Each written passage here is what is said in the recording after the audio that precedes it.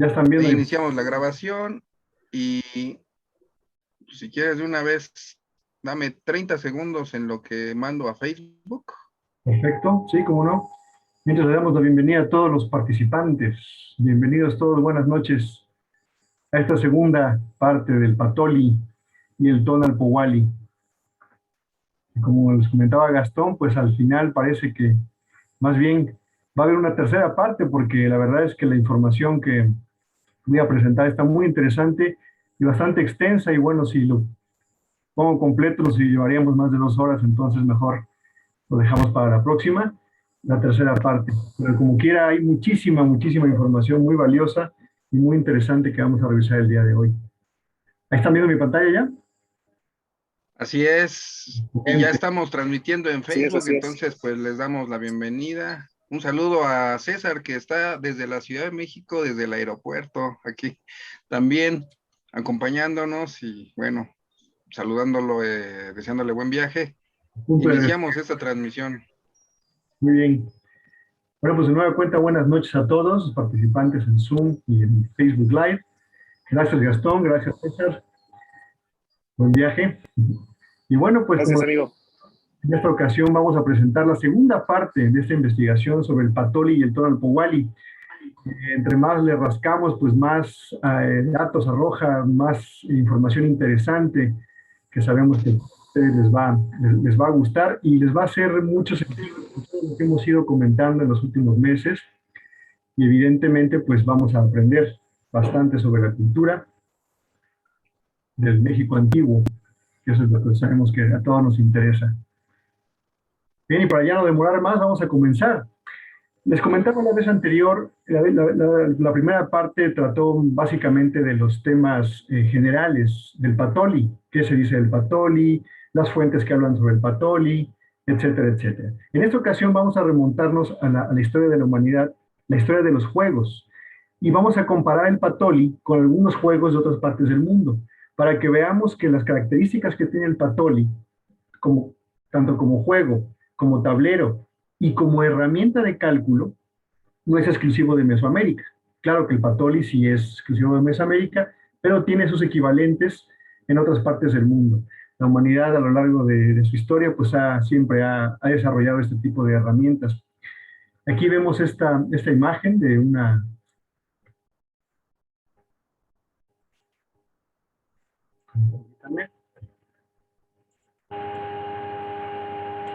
Bien, aquí vemos esta imagen de una escultura de dos personas jugando en el piso, presumiblemente en un tablero dibujado en el piso en la antigua Roma. Los juegos tradicionales infantiles son el máximo exponente dentro de la cultura lúdica de un pueblo y en ocasiones derivan de ceremonias propias de adultos, aunque pertenecen en su espíritu al mundo de los niños y las niñas. La mayoría de los autores asumen que los juegos dependen de las influencias biológicas, culturales y psicológicas. ¿Sí? Aquí podemos comenzar a ver cómo los juegos, el papel que tienen los juegos actualmente, pues no es el papel que tenían en su origen. Se entiende que es un fenómeno antropológico típico de los seres humanos que se transforma culturalmente. Aquí tenemos unos jugadores de Patoli en un dibujo moderno. El juego históricamente existe como una herramienta lúdica, ¿sí? Es decir, para divertirse, pero primordialmente su función es didáctica, es decir, el juego es una manera de aprender, experimentar el mundo, una síntesis de cierto tipo de conocimiento que a través del juego se aprende y se experimenta. Aquí tenemos la fotografía de este señor, Johan Huizinga, filósofo, historiador holandés. Tiene un libro muy famoso que se llama Homo Ludens, es un libro de los años 40, sí, los años 40 me parece, y su traducción es un nombre en latín, Homo Ludens significa hombre que juega. El escritor utiliza este término de la teoría de los juegos y analiza su importancia social y cultural. La expresión Homo Ludens pretende señalar la importancia del juego en el desarrollo de los seres humanos. La tesis principal de Huizinga destaca que el acto de jugar es consustancial a la cultura humana, es decir, el elemento de juego en la cultura y no el elemento de, perdón, el elemento de la cultura en el juego y no el elemento de juego de la cultura. El juego es anterior a cualquier cultura. Hay que remontarse a los primeros pobladores del planeta Tierra. Esta es la portada del libro de Huizinga, en su edición en español. Huizinga señala que ha habido un factor de competición lúdica más antiguo que la propia cultura, que impregna toda la vida a la manera de un fermento cultural, por lo que podemos decir que el juego fue parte integral de la civilización en sus primeras fases. La civilización surge con el juego y como juego para no volver a separarse nunca más de él. De la información de épocas prehistóricas se puede extraer la conclusión de que el juego está muy relacionado con la esfera de lo mágico y lo divino, que esto es algo que vamos a ver en esta ocasión, a ver que es algo muy importante, lo mágico y lo divino, la adivinación y todo lo que se relaciona con el juego. Casi todas las manifestaciones lúdicas de esta etapa de la humanidad eran parte integrante de algún ritual religioso. Atención a esto. Por otro lado, la actividad física se relaciona más con cuestiones de supervivencia, dada la necesidad de mantenerse en forma para cazar, huir de las fieras o de los enemigos o atacantes. Se podría decir que el hombre primitivo jugaba por placer y por sentimiento mágico religioso, pero que realizaba actividad física por necesidad. Y aquí hacemos una distinción entre el deporte, como lo conocemos ahora, los juegos deportivos, y los juegos que ahora le llamamos juegos de mesa.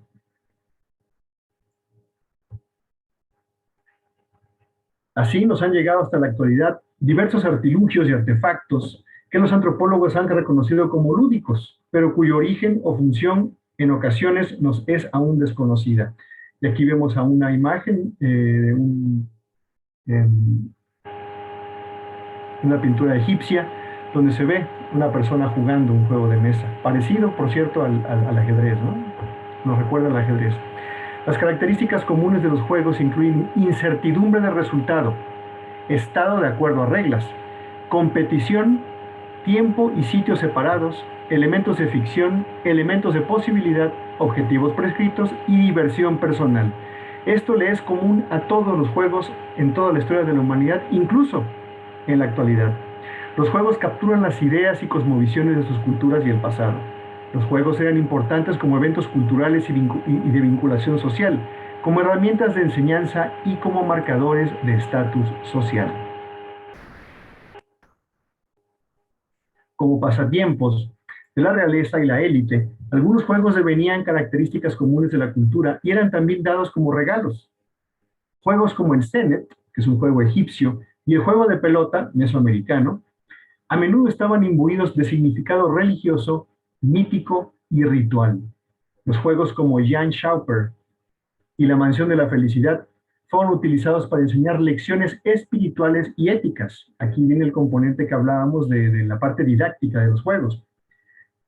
Fueron vistos como una forma de desarrollar el pensamiento estratégico y la habilidad mental de la élite política y militar.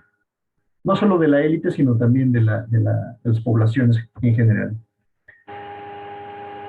Huizinga vio a los juegos como un punto de partida para actividades humanas complejas, tales como el lenguaje, el derecho, la guerra, la filosofía y sobre todo el arte. En las civilizaciones antiguas no había una distinción clara entre lo sagrado y lo profano. Según Durkheim, los juegos se fundaron en un entorno religioso y fueron la piedra angular de la vinculación social.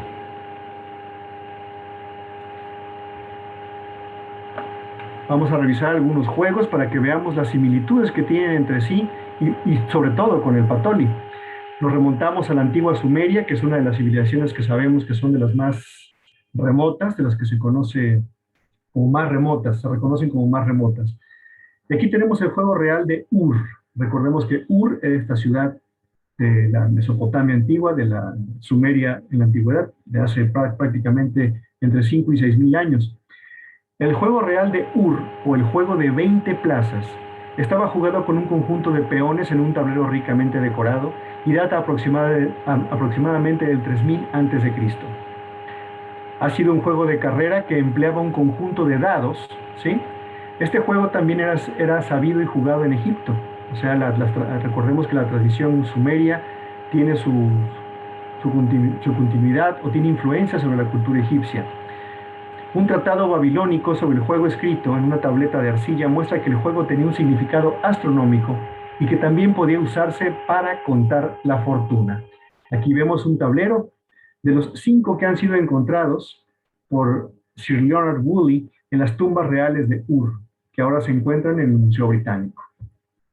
Aquí vemos una versión del juego de Ur, pero dibujada, o más bien esgrafiada, en una pared de uno de los templos de Babilonia. Aquí tenemos el juego en sí, y aquí tenemos una versión sencilla del juego, dibujada en una pared o en un piso. Nos remontamos ahora a la época, a la India de la antigüedad, y tenemos el chaturanga, que significa cuatripartito y también ejército. Aquí quiero poner atención especial en esto de cuatripartito, es decir, 4 partes, porque vamos a ver cómo este cuadrángulo, esta cuatripartición, esta división en 4, es común a prácticamente todas las culturas en términos de sus calendarios, de sus tableros y de sus juegos. Este chaturanga, por cierto, es el predecesor del ajedrez. ¿Sí? Su antecesor entonces estaba en la India. Juegos cruzados y circulares como el chaupar y el pachisi, también el pachisi lo vamos a hablar un poquito más en detalle más adelante, pueden ser juegos muy antiguos, pero hasta ahora su historia no se había establecido antes del siglo XVI. El chaupar era un juego popular en el tribunal del emperador Akbar el Grande. El propio emperador era un fanático del juego y se sabía que jugaba en un patio de su palacio usando esclavos como piezas de juego. El uso de los dados cúbicos era común en el Valle del Indo, o sea que ya conocían los dados en aquella época. La primera mención textual de los juegos de la India es en los Vedas, y se hace mención del uso de dados también. Textos como el famoso Mahabharata indican que los juegos de dados eran populares entre los reyes y la realeza, y también tenían fines ceremoniales. Vamos a poner atención porque la cuestión ceremonial, ritual, está siempre implícita cuando hablamos de los juegos antiguos. En las ruinas mayas de México, es importante, se han encontrado vestigios de un juego parecido al pachisi, que jugaban los súbditos de Moctezuma y que se llama patoli, que es el que nos ocupa en este momento. Vamos a ver cómo se parecen bastante. Esto es algo muy curioso. Y los antiguos egipcios jugaban un juego equivalente también que se llamaba Senet, que ya lo mencionamos, que presentaba algunas características similares. Aquí tenemos el tablero del pachisi, y si ustedes recuerdan lo que vimos del patoli, lo que vamos a ver más adelante, pues es bastante parecido a la configuración, tanto en su forma como en sus casillas, de lo que conocemos como el patoli. Esto es algo también muy, muy interesante, muy, muy curioso. El tablero estaba hecho de mármol y tenía cuadrados de color rojo y blanco. El emperador se sentaba en el centro de la corte y lanzaba las conchas, que eran el equivalente a los dados.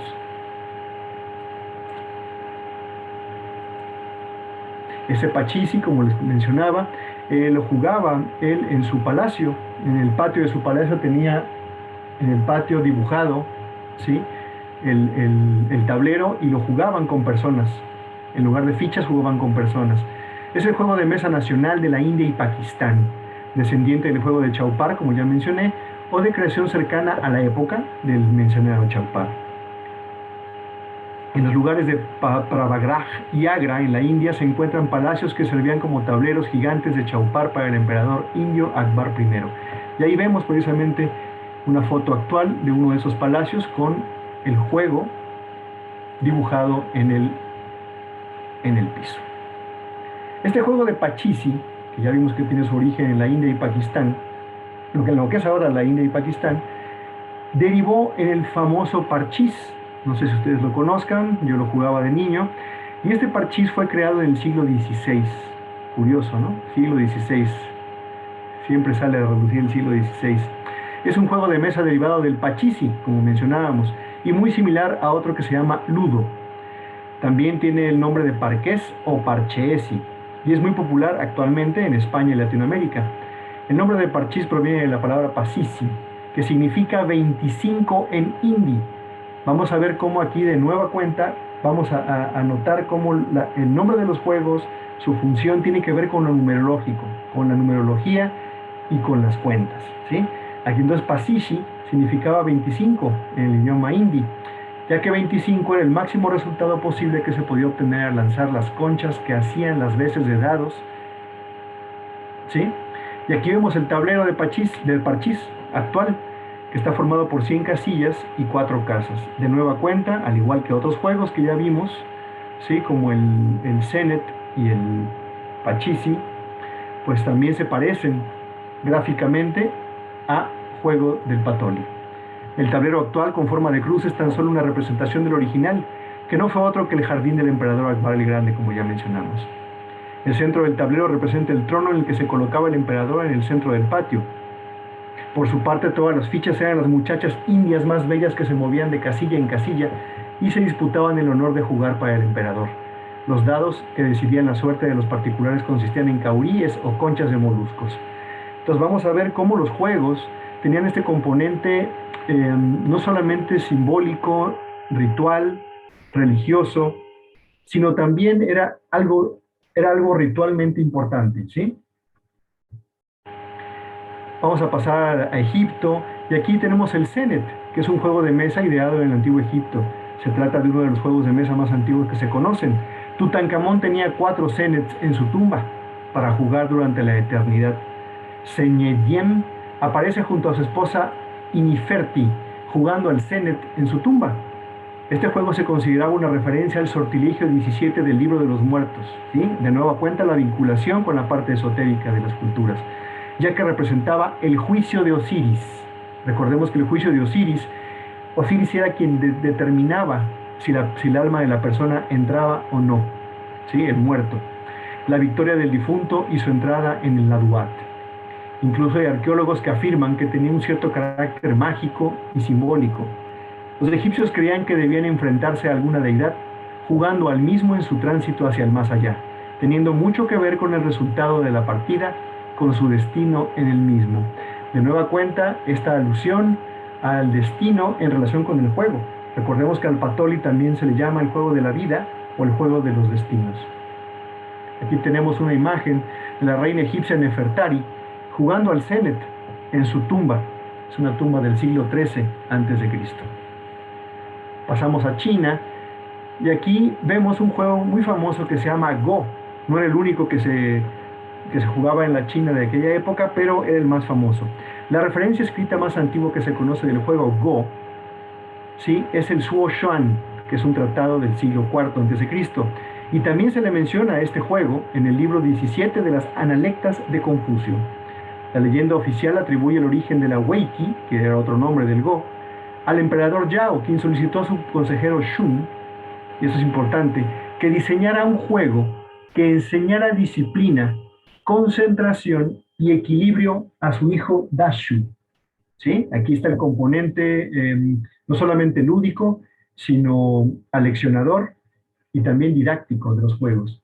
¿Quién se supone que era desjuiciado? Entonces tenía que aprender a ser juicioso, concentrado y disciplinado. Entonces le pidieron a Shun que inventara un juego.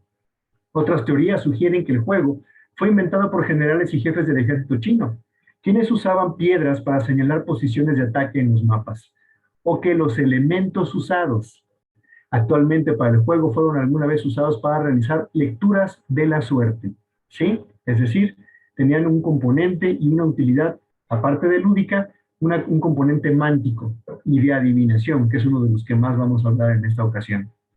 Aquí vemos un grabado de una mujer jugando al Go en la dinastía Tang, cerca del 744, descubierta en las tumbas de Astana.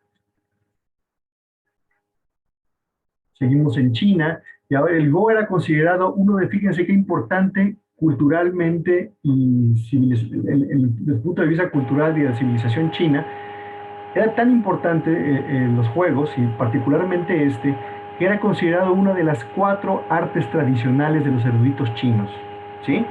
Junto con la caligrafía, la pintura y la interpretación del instrumento musical guqin. Investigaciones acerca del Go computacional han demostrado que el conocimiento y el reconocimiento de patrones son más importantes en el Go que en cualquier otro juego de estrategia como el ajedrez. Vamos a ver también cómo los juegos, todos se basan en números y se basan en cálculos. La estrategia es importante. Actualmente hablamos de probabilidad y estadística, y todo esto tiene que ver con cálculos, ¿sí? Entonces, de la misma manera que el ajedrez y el Go se jugaban eran juegos de estrategia mediante los cálculos. También actualmente utilizamos ese tipo de herramientas en otro tipo de actividades, en este caso económicas y gubernamentales. Aquí vemos una partida de Go durante el periodo Momoyama en el Japón del siglo XVI. Recordemos que Japón, así como Corea y otros países cercanos a China, pues sufrieron la influencia de la cultura china y hasta la fecha, pues son muy similares en varios sentidos. Los naipes, hablando de otros juegos en la antigua China, también en China se inventaron, como sabemos, muchísimas cosas que actualmente ya conocemos. Y los naipes y las fichas también se inventaron en China, tan temprano como en el siglo IX, antes de nuestra era, durante la dinastía Tang. La primera certificación inequívoca de naipes de papel data del 1294. El juego moderno del dominó, el famoso dominó, se desarrolló a partir de los primeros juegos basados en fichas chinas, que se llamaban Quat Pai, o fichas de hueso. Vamos a ver más adelante cómo las fichas de hueso, el tirar huesitos, ¿sí?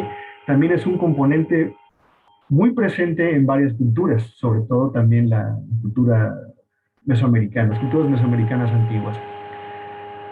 Las fichas de dominó estilo occidental son una variación más reciente con los primeros ejemplos de diseño italiano de principios del siglo XVIII.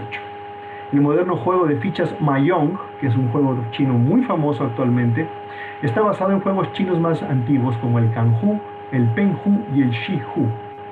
Los chinos premodernos también jugaron juegos como el Kuyu, que era un juego de pelota y red similar al fútbol, y otro más que se llamaba Chuiwan, que es muy similar al actual golf. Podemos ver cómo en China pues prácticamente se inventaron muchísimos de los juegos y muchos de los inventos los que actualmente disfrutamos pues provienen de la antigua China. Aquí vemos una foto de jugadores coreanos, también influidos por la cultura china, jugando el juego Go entre 1910 y 1920, ya en una fotografía. El ajedrez. Vamos a hablar ahora de los juegos en Europa. El ajedrez fue presentado al Emirato Ibérico de Córdoba. Recordemos que este es lo que actualmente es España, estuvo dominado por la cultura árabe durante casi 800 años. Entonces llegó al Emirato Ibérico de Córdoba en el año 822, durante el reinado de Abd ar-Rahman II. A mediados del siglo X se jugaba en la España cristiana, en Italia y en el sur de Alemania. Es decir, a partir de que llegó a España se difundió a gran parte de la Europa que en ese momento existía. Inicialmente había muchos juegos de ajedrez, es decir, el que conocemos actualmente, las reglas que conocemos actualmente, no fueron las reglas que siempre existieron. Había muchos juegos de ajedrez locales diferentes, con diferentes reglas, o asistencias como el ajedrez de corte, el ajedrez de mensajería y el ajedrez de dados, ¿sí? O sea, había muchas formas de jugar el ajedrez.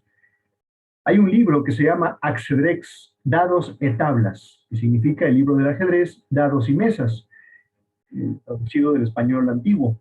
Este libro fue encargado por Alfonso X de Castilla, Galicia y León en el año 1283, y aquí junto vemos precisamente al monarca Alfonso X el Sabio jugando el ajedrez. Aquí vemos otra imagen del mismo libro, y este libro retrata los juegos dentro de un contexto, aquí es importante recalcar esto, un contexto astrológico, y algunas variantes del juego están diseñadas astronómicamente, ¿sí? Vemos cómo también aquí la astronomía, la astrología, la numerología y la ciencia de la época se reflejan en los juegos, ¿sí? Había un juego titulado Ajedrez Astronómico, jugado en un tablero de 7 círculos concéntricos divididos radialmente en 12 áreas, cada una de ellas asociada a una constelación del zodiaco.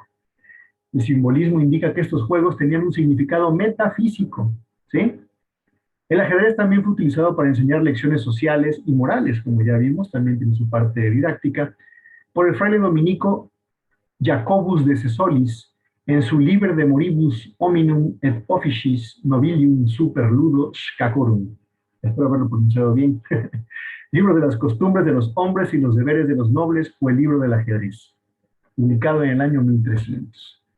Otro juego famosísimo y que también tiene componentes esotéricos y componentes metafísicos, igual que todos los juegos que hemos revisado, también en Europa, el juego de la oca. el famosísimo juego de la oca. Existen tres versiones sobre su origen. Uno dice que podría ser una creación de los griegos durante el asedio a Troya, a la ciudad de Troya. Esta teoría se basa en el disco de Faistos, procedente del año 2000 a.C., que podría ser un tablero del juego. Aquí lo vemos, este es el famoso disco de Festo o disco de Faistos, donde algunos ven en él el origen del juego de la oca. Y además de esto, este disco no ha podido ser descifrado y resulta uno de los grandes enigmas arqueológicos de aquella parte del mundo.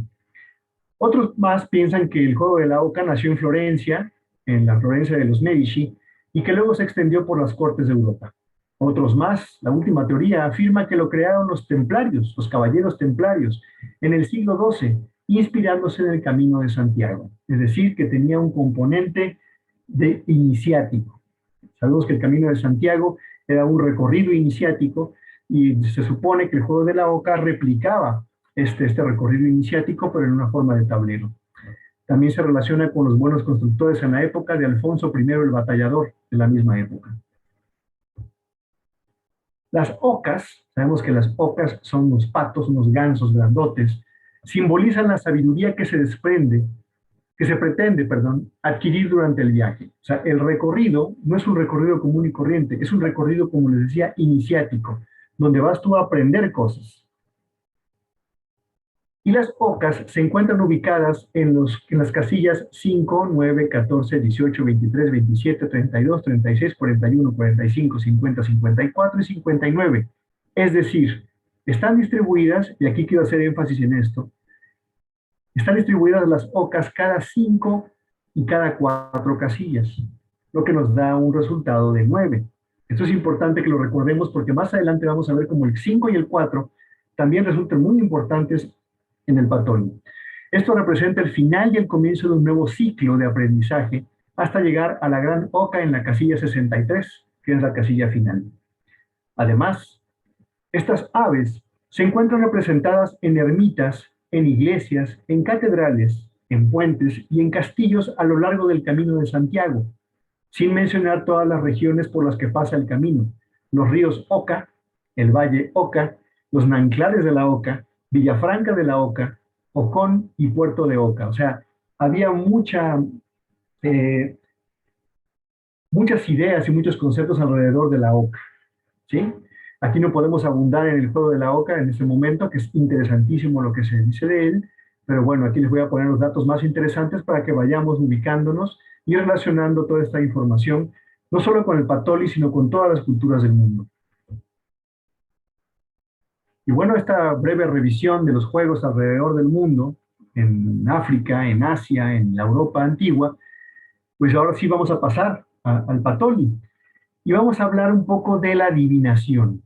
La vez anterior, en el programa anterior, mencionábamos la adivinación como un componente que se relaciona con el Patoli, pero lo vimos de manera muy somera. Aquí lo vamos a ver de manera más profunda.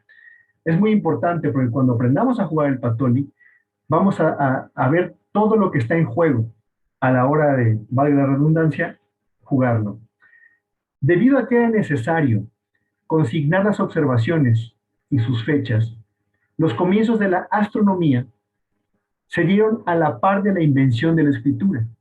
La escritura y la ciencia nacen al mismo tiempo. Los progresos en el campo de la numeración debieron producirse paralelamente a los descubrimientos en astronomía y escritura. Aquí también podemos darnos cuenta cómo actualmente tenemos las ciencias de manera atomizada y separada, pero en la antigüedad, tanto en México como en otras partes del mundo, era un núcleo, ¿sí? Unificado. Es decir, la numeración, la astronomía, la escritura, la observación astronómica, todo estaba relacionado, ¿sí? No estaba separado. Así que los juegos y la adivinación tienen mucho que ver. Todas las lenguas mesoamericanas utilizan la numeración vigesimal, ¿sí? Es decir, la base 20, a diferencia de como la hacemos actualmente y que proviene también de la cultura europea y arábiga, que es la base 10. Aquí en Mesoamérica sabemos que la numeración que dominaba era la numeración vigesimal, ¿sí? La basada en el número 20 y las potencias de este. Algunos investigadores opinan que la difusión del calendario basado en veintenas, o sea, de meses, meses entre comillas, ¿sí? Las veintenas podrían equivaler a los meses, se dio de la mano con la propagación de la numeración vigesimal. De nueva cuenta, una cosa no puede ir sin la otra. Los principales números usados, así como vimos que en la OCA tienen sus números específicos, vamos a ver que en el Tonalpowali y en el Patoli, ¿sí?, se repiten muchos números.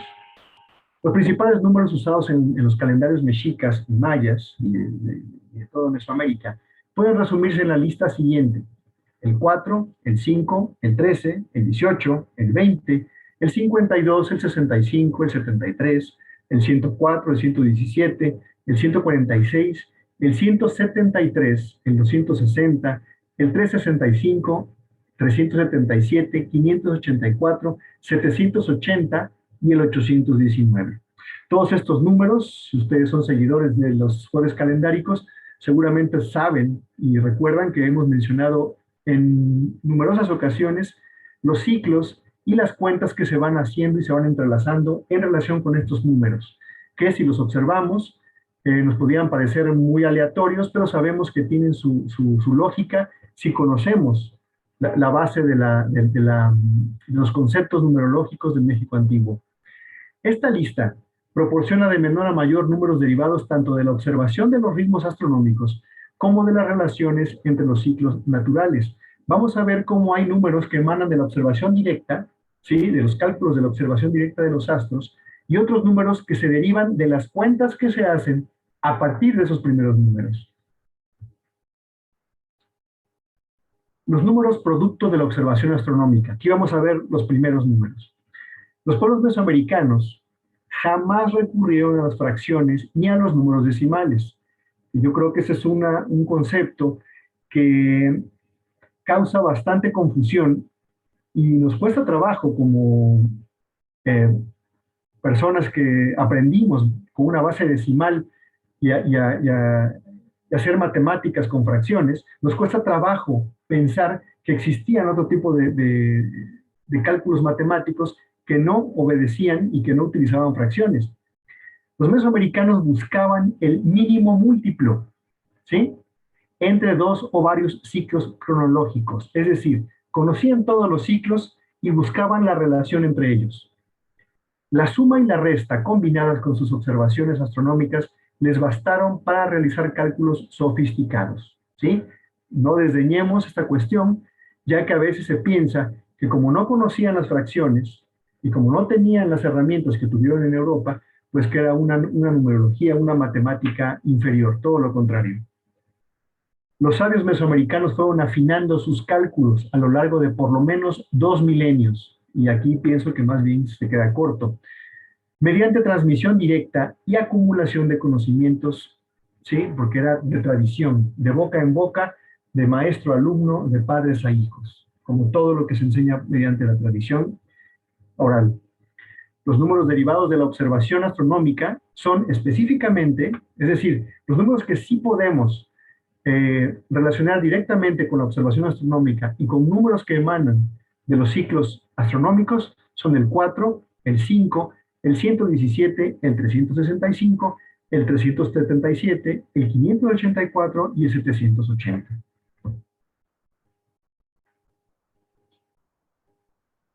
De estos números, el 4 y el 5 son los más importantes de todos, porque están en todos lados. Ya lo vamos a ver más adelante.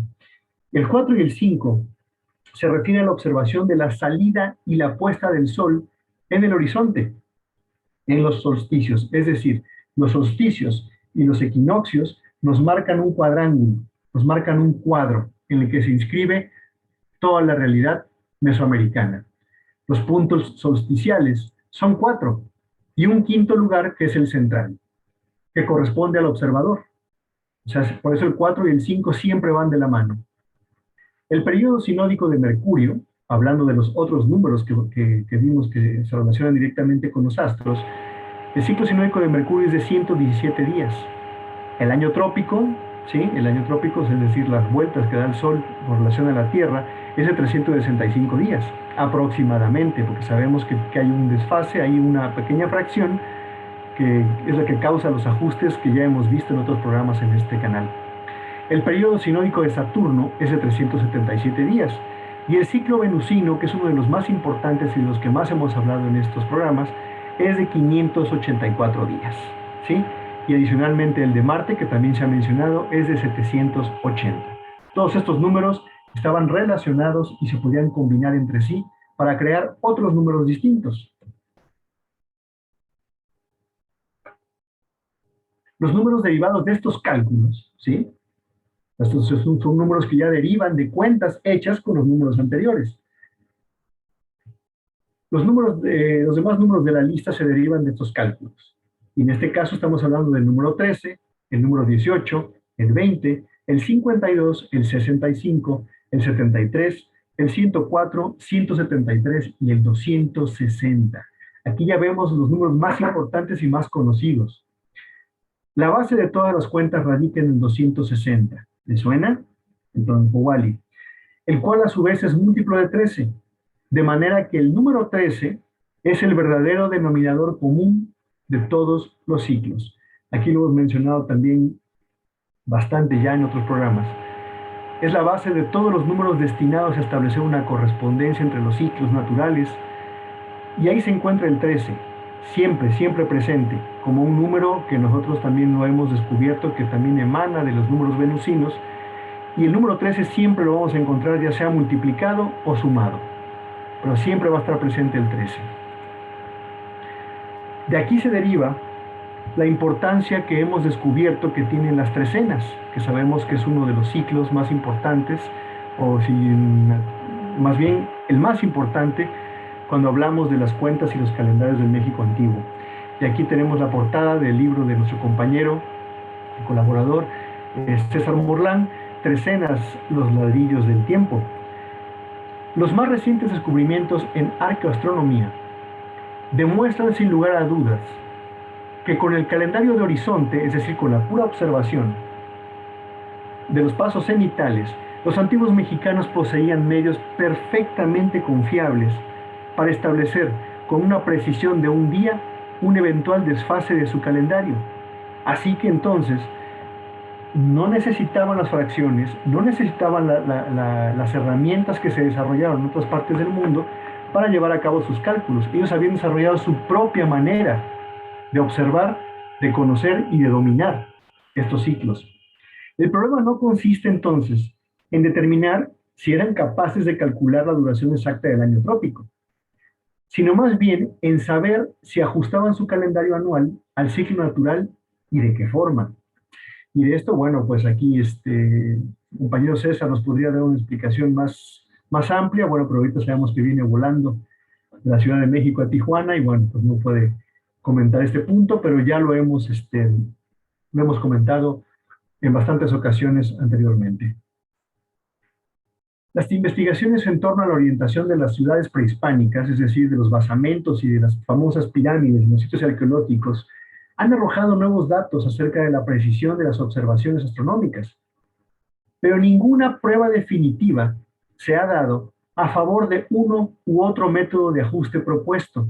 Y aquí también me atrevo a volver a mencionar el libro de Trecenas y las hipótesis de César Morlán, porque él sí nos resuelve esta incógnita, ¿sí? Como quiera que sea, es posible considerar que los antiguos mexicanos en ningún momento dejaron que su calendario se les fuera de las manos, ¿sí? Una vez que lo comprendieron, una vez que lo observaron y lo registraron e hicieron sus cuentas, nunca más les fue,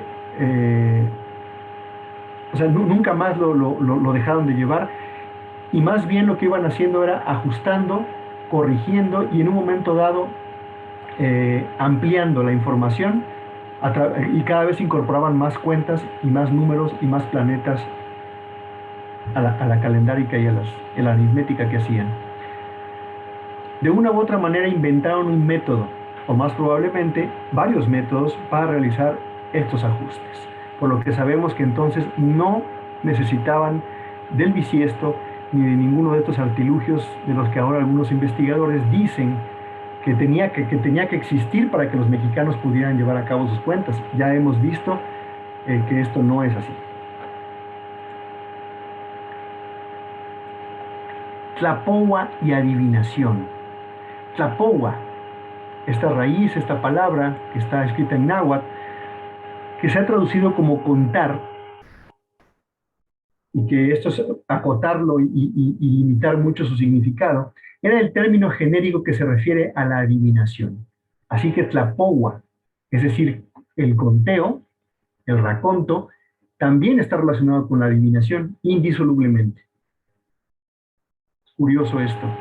El adivino, el Tonalpouki, sabemos que es quien llevaba a cabo los conteos del tiempo y la interpretación.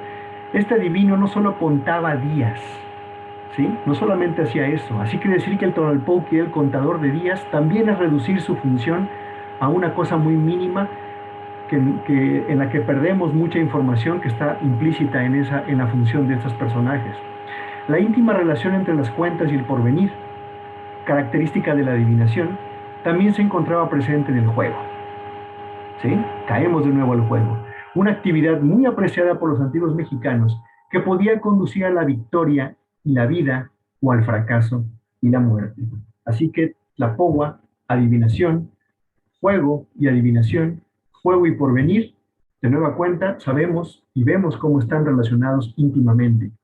Y aquí les puse la etimología de la palabra adivinación.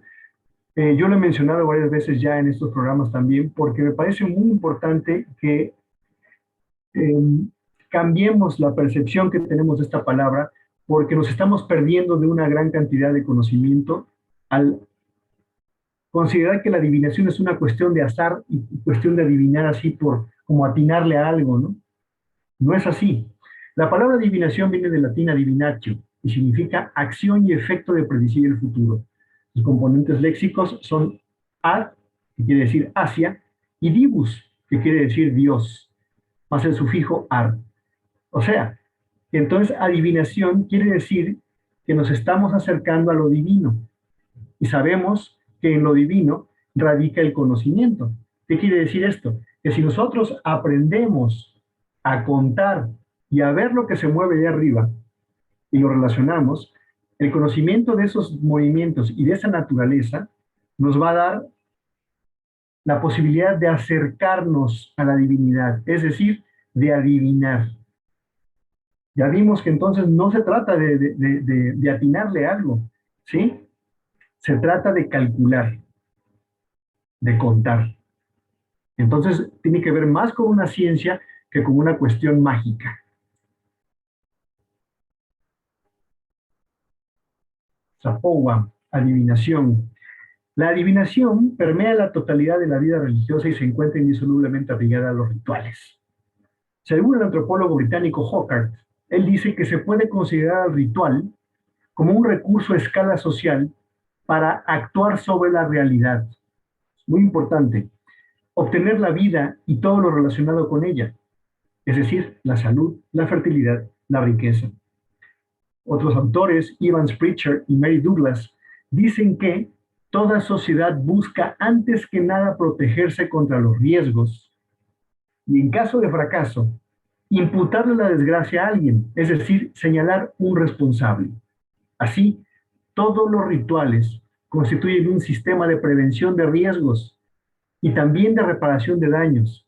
Fíjense cómo al estudiar esta cuestión de la adivinación de manera más profunda nos damos cuenta que no tiene nada que ver con lo que tradicionalmente o donde tradicionalmente utilizamos la palabra adivinación, ¿sí? O a los adivinos, que los vemos como brujos, agoreros, que por medio de cuestiones mágicas adivinan las cosas. Ya vimos que no es así. Entonces, decíamos que todo ritual constituye un sistema de prevención de riesgos y de reparación de daños que la sociedad utiliza por medio de sus grupos de dirigentes y especialistas, en este caso los Tlampouki. Para quienes deseen ahondar en el tema de la adivinación, les recomiendo mucho este libro que está aquí junto, que les está mostrando. Se llama Adivinar para actuar. Es un libro de muy reciente edición, coordinado por Wilhelm Olivier. Está interesantísimo y reúne una serie de artículos que hablan sobre este tema, sobre la adivinación y su uso en varias partes del mundo. Se los recomiendo muchísimo para quien quiera ahondar en esa temática. Vamos a hablar ahora de Zipactona Lyoshomoko.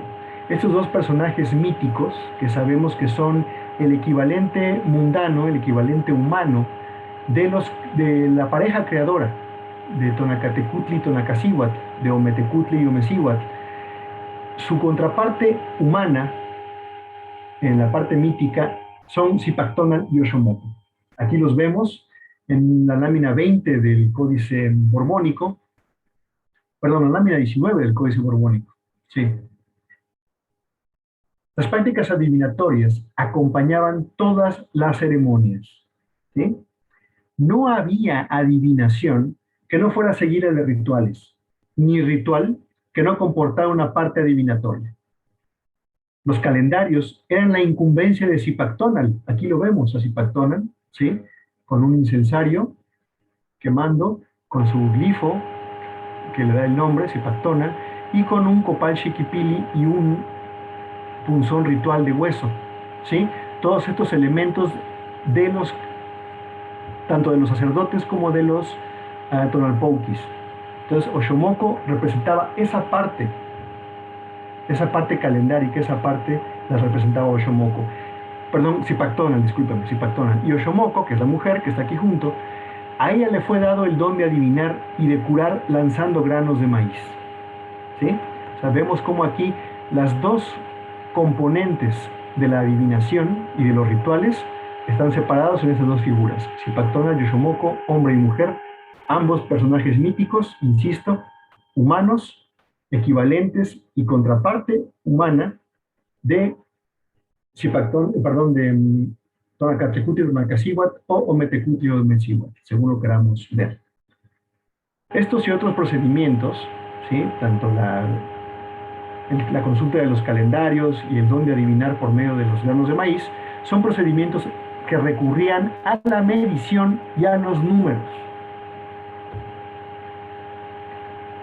El recuento en sí, el contar las cosas, el contar los días, el recuento de los tonales y todo lo que podamos contar, constituye una práctica recurrente, y los rituales mesoamericanos se caracterizan precisamente por la interpretación de los sueños y la ingesta de sustancias alucinógenas, aunado a los procedimientos numéricos. Es decir, la adivinación y la ritualidad tenían un componente científico, vamos a llamarlo así, numérico, y un componente, vamos a llamarlo esotérico, que provenía de la interpretación de los sueños, y en este caso, en el ejemplo que estamos poniendo, de la ingesta de sustancias alucinógenas. De esta manera, la adivinación no puede pasar por alto el tiempo y el número, ¿sí? Por eso sabemos que es tan importante el Tonalpohualli y que es tan importante los calendarios en la comprensión plena de la cultura antigua. El tiempo y el número que constituían los marcos generales de toda la vida religiosa mesoamericana. Aquí también les puse este otro libro, el libro El imaginario de los números entre los antiguos mexicanos, de la investigadora francesa Danielle Dehoux. Es un libro muy bueno, muy interesante, que desmenuza con mucho detalle todos los temas alrededor de los números en el México antiguo. Se los recomiendo mucho también. La interpretación calendárica constituía el modelo de cualquier adivinación y toda clase de prácticas se identificaba con la lectura de los libros, es decir, de los amochtli, de los códices. En las plegarias y los conjuros de Ruiz de Alarcón, sacerdote que en el siglo XVII recopiló varios conjuros y plegarias del México antiguo, en lengua náhuatl, dice que los procedimientos adivinatorios no calendáricos se designaban como mi libro, mi espejo.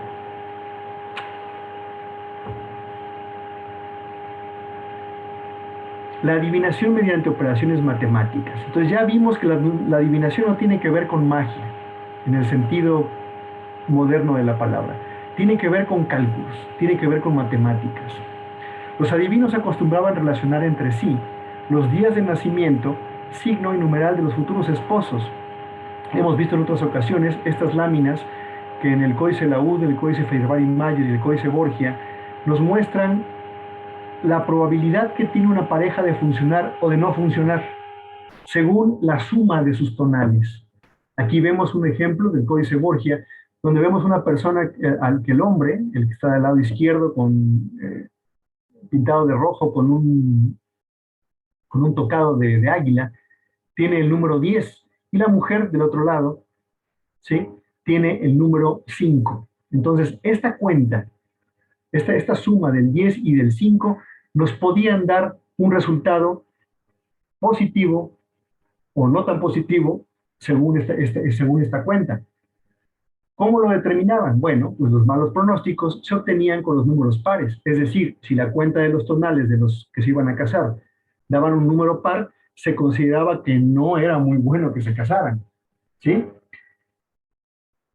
En cambio, si daban un número impar, entonces era muy bueno que sí se casaran, ¿sí? Seguramente tendrían éxito.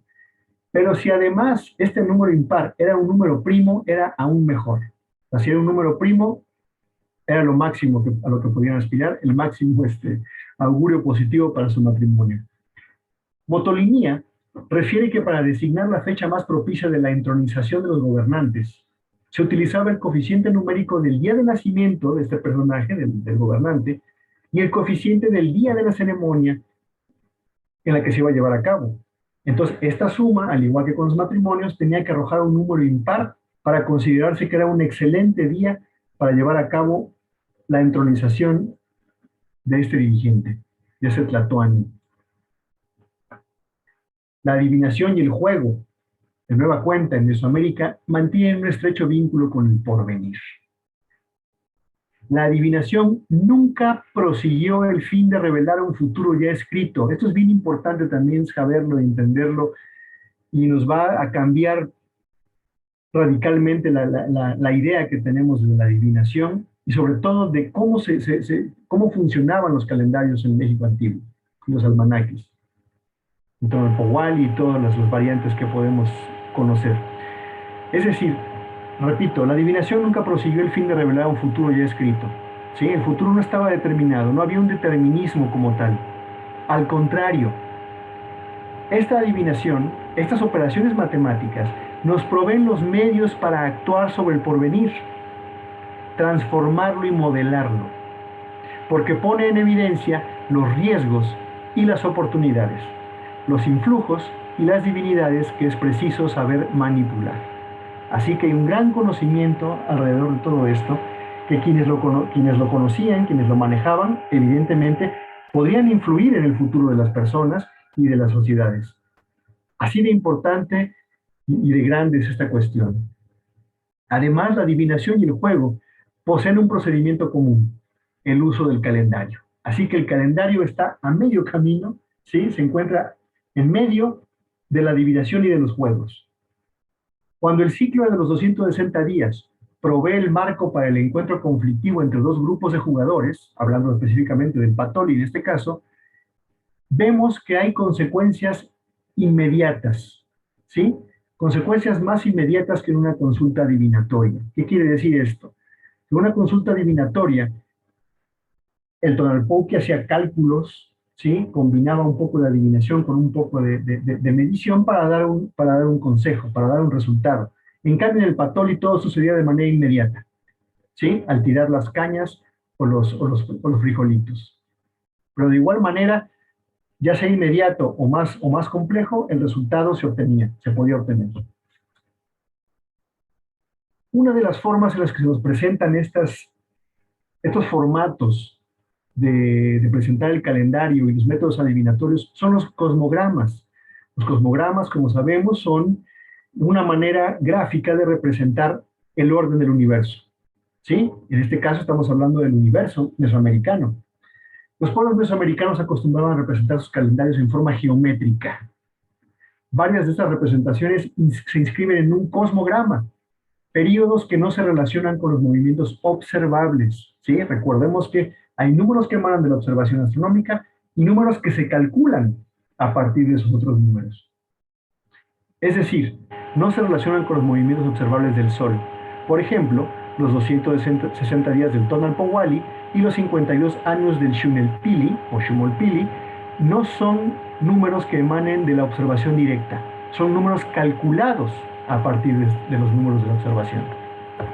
Ya lo vimos.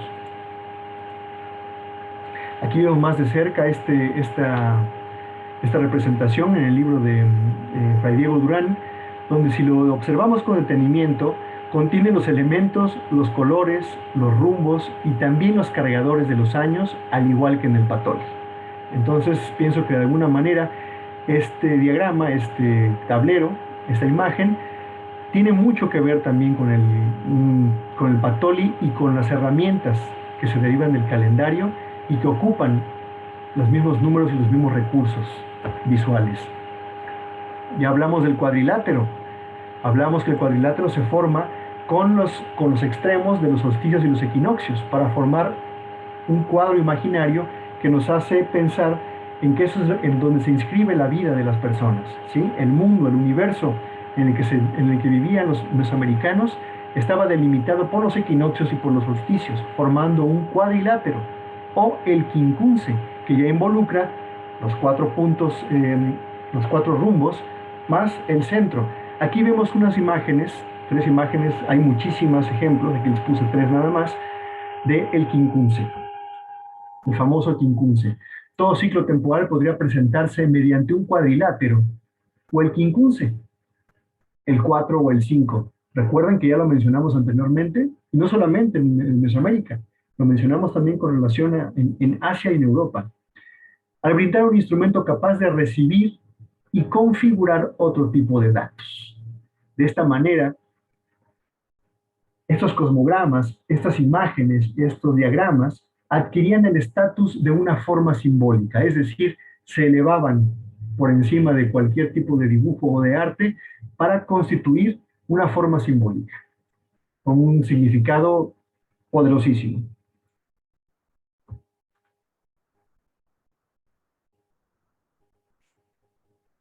Y aquí vemos otra cuestión que emana de la calendárica y que es muy importante mencionar, que son los 4 rumbos y los 4 cargadores, que ya mencionamos.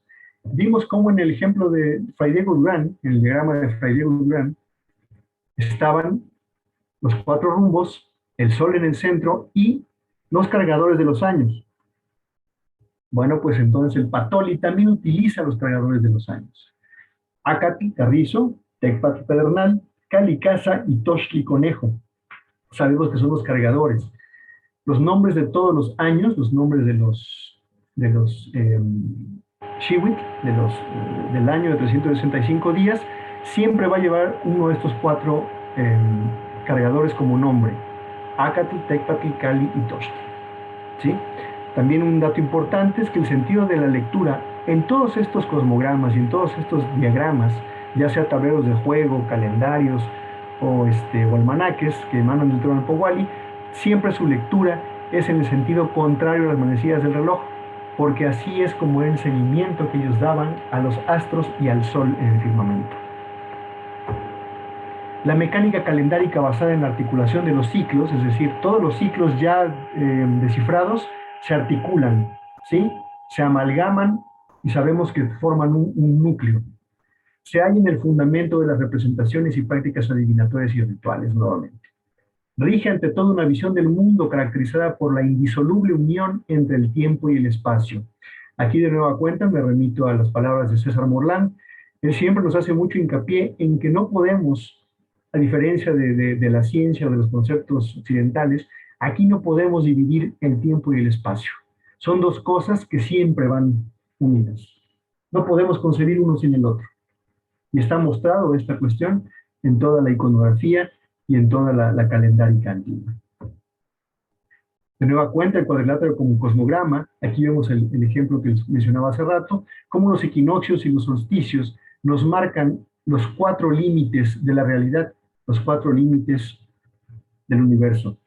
El cuadrilátero cósmico, conformado originalmente por los puntos solsticiales, brinda una forma geométrica que ha sido despojada de su función original para ponerse al servicio de otros ciclos temporales. Como en el ejemplo que tenemos acá, de la bellísima lámina número 1 del Códice Feyerabad-Mayer, que es un ejemplo de un cosmograma súper complejo que involucra un montón de cuentas en el mismo espacio gráfico. Todo aquello que se ubique dentro de una cronología temporal también se encuentra situado en el espacio, ¿sí? tiempo y espacio unidos indisolublemente.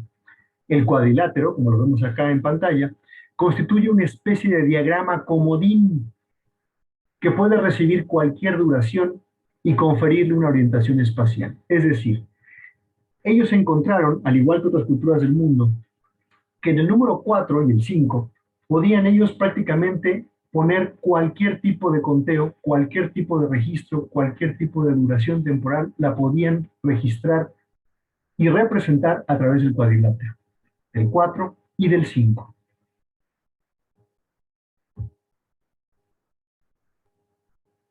Metáfora cósmica o forma simbólica, arraigada por una parte a la observación de la naturaleza y por otra al afán del hombre por identificar los órdenes natural y cultural para actuar ritualmente sobre su entorno. Se constituye en un microcosmos por medio del cual se enlazan el hombre con su universo. Sabemos que el microcosmos es un reflejo del macrocosmos. Lo que sucede en el espacio, lo que sucede en el firmamento, pues es un reflejo de lo que sucede en la vida y en el ser humano. ¿Sí?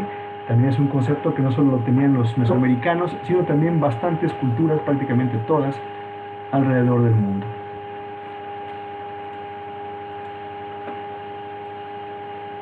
Y bueno, el patoli, ya mencionamos hace rato, otras personas le llaman al patoli el juego de la vida, el juego de los destinos, el juego del porvenir. Así de importante era el patoli. El tablero lo que representa es una carrera en una pista circular, circular en el sentido de que es cíclico, ¿sí? Donde cada jugador tiene su propio punto de partida y también un punto de salida y puede ser capturado. Es importante esto porque de alguna manera podemos ver que al jugar el patoli podemos experimentar lo azaroso o lo bien calculado que puede llegar a ser las decisiones que tomamos en la vida. Así, el tablero de patoli representa a menudo un calendario en forma de cuadrángulo. Así que se puede decir que se trata de un juego calendárico. Precisamente por eso a esa idea obedece precisamente estas ponencias, que es un juego calendárico. El patoli no solamente es un tablero de juego común y corriente, ¿sí? Es más, vimos que ningún tablero de juego en ninguna parte del mundo tiene su origen de manera lúdica solamente, ¿no?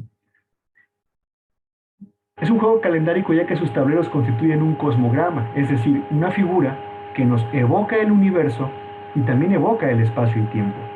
Cuando los jugadores de patoli desplazan sus fichas dentro de los ciclos calendáricos, hacen un uso dinámico del calendario, similar al practicado por los adivinos de los mayas quiché. ¿Sí? Es decir, el calendario, el Tonalpohualli, también puede ser utilizado en un momento dado para jugar. O sea, podemos a través de su numerología y la disposición de sus tablas, la disposición de sus elementos, podemos utilizarlo también como un tablero de juego. Bien interesante este dato.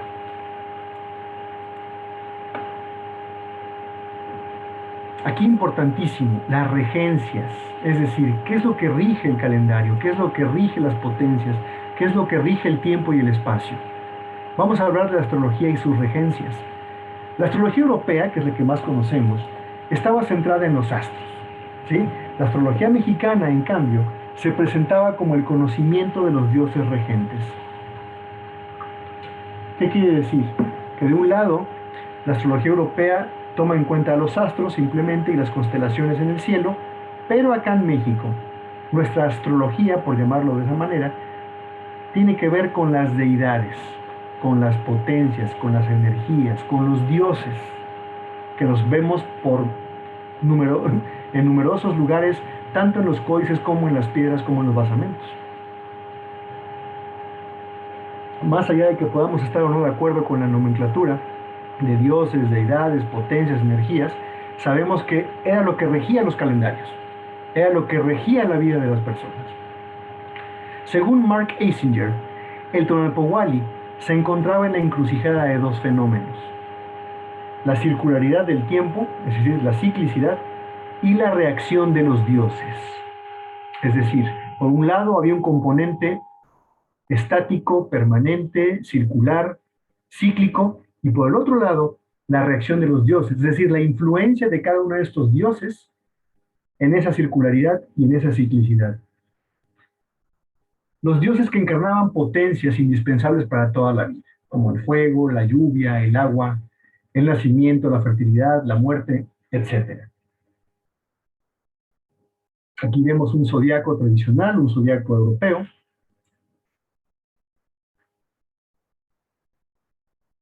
Y continuando hablando de las regencias, de quiénes son los que rigen los destinos, la astrología, la numerología, la calendárica, Fray Diego Durán nos explica claramente que Macuilxóchitl era el patrono del Patoli. Ya lo vimos la vez anterior. Aquí lo tenemos en otra imagen, déjense lo presento. Macuilxóchitl, aquí lo tenemos, ¿sí? Él es el patrón del Patoli. Macuilxóchitl, o Xochipilli también se le llama, que es uno de los Mapiltonaleque. Son estas deidades cuyos nombres tienen el número 5 y que lo que nos están diciendo es que son los que cambian el rumbo de los destinos al dividir al Tonalpohualli en cuatro partes que involucran al 5, es decir, 5 por 4 es 20. Entonces, el Tonalpohualli lo podemos dividir tanto en 4 como en 5. ¿Sí? Bien. Entonces, Macuilxóchitl, de estos personajes, es el que encarna el patronazgo del Patoli. A él es el que se dirigían las plegarias y a él se dedicaban las tiradas y se le invocaba al inicio del juego. Recordemos que el Patoli era un juego también que involucraba una cierta ritualidad. ¿Sí? Entonces se invocaba a Macuilxóchitl al iniciar el juego y al hacer la tirada con las cañas. Macuilxóchitl era el patrono del Patoli y el juego de los dados. Pero para los demás juegos, porque había otros juegos, como el juego del conejo, ¿sí? Que es un juego parecido al Patoli, pero no es igual, también estaba involucrado otra deidad que era Ometoxtli, el señor dos conejo, que sabemos que es el dios o la deidad de la embriaguez. Sabemos que esta regencia de Ometoxtli en la cuestión de la embriaguez y de el embotamiento de los sentidos por medio de ingesta de plantas o de la embriaguez o de todas estas cuestiones, no es exclusiva de Ometoxtli. Ometoxtli es uno de los que encarnan esta cuestión. También tenemos por ahí a Tepostecatl, a Pactecatl y a Meyahual, ¿sí? Entre toda la serie de deidades que están alrededor de la cuestión del embotamiento de los sentidos y de la embriaguez, relacionados específicamente con el pulque. Aquí vemos la imagen de Tepostecatl, ¿sí? Uno de los 400 conejos, es decir, una de las encarnaciones de la embriaguez en el códice mayabechiano. Y que sabemos que Tepostecatl pues, tiene su templo principal en Tepoztlán, ¿no? Arriba del cerro del Teposteco. Este Ometoxtli o Tepostecatl era el ídolo mismo que el de los jugadores, y cuando jugaban ponían un cantarillo de su vino junto al fuego. En el ritual se asociaba a la embriaguez con el azar, es decir, el componente exacto y matemático estaba implícito en el tablero y sus números, pero la parte de azar estaba representada por Tepostecatl, o sea, por la embriaguez, por los 400 conejos, que recordemos que los 400 conejos son la encarnación de todos los estados de los borrachos, por llamarlo de alguna manera, todos los estados de embriaguez que pueden suceder, ¿no? Hay el borracho feliz, el borracho llorón, el borracho peleonero, el borracho que se duerme, ¿no? Todos estos eran, esta variedad de efectos que puede causar la embriaguez, se representaba por los 400 conejos, ¿sí? Y en el ritual, en el juego, se asocian con el azar. Aquí tenemos de nueva cuenta a Pactecatl y a Meyahual en el tablero del Patoli, ¿sí? Sabemos que estas dos entidades, estos dos númenes, son pareja, ¿sí? En la mitología antigua mexicana. Pactecatl es a quien se le atribuye la invención del pulque y el conocimiento de las plantas, no solamente alucinógenas, sino también las plantas medicinales. Es el que detenta los conocimientos de la medicina, ¿sí? Y su contraparte es Meyahual, que encarna literalmente al maguey y todo lo que emana del maguey. Meyahual, no Mayahual, ¿eh? Tenemos de nueva cuenta a Macuilxóchitl, ¿sí? O Xochipilli, como le quieran llamar, como influencia principal del Patoli, ¿sí? Como les decía, es a quien se invoca y a quien se dedican las jugadas del Patoli. En Mesoamérica, el número, volvemos al número, aparece como una manera ideal de controlar la realidad y de conjurar al peligro. La simple existencia de una actividad de cálculo o de medición, de conteo, parece darnos pie a una práctica adivinatoria. De nueva cuenta, aquí está implícito en estas palabras la cuestión de que todo tiene que ver con cálculos, con medición y con pronóstico, no con atinarle algo. Las influencias divinas sobre el calendario, como se observa en los Amoshti, los códices antiguos, los códices prehispánicos, ¿sí? Conforman un sistema coherente y cerrado, cerrado más no estático, ya que se basa en la actividad interpretativa del adivino y la interacción entre éste y el consultante. Es decir, el Tonalpouki no aventaba palabras al loco. Él interpretaba lo que veía en el Tonalpowali, interpretaba los números, hacía las cuentas y además llevaba a cabo otro tipo de acciones para terminar de componer su consejo o su respuesta que le daba al consultante. ¿Sí? Entonces la interacción entre el Tonalpouki y quien lo consultaba era muy importante y de ahí se conformaba la respuesta específica y personalizada que el Tonalpouki le daba al consultante.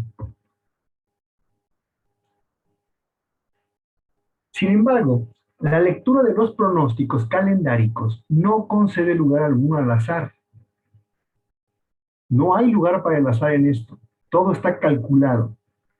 La única dificultad en la interpretación radica en la manera de articular entre sí las múltiples influencias que se ejercen sobre determinadas fechas.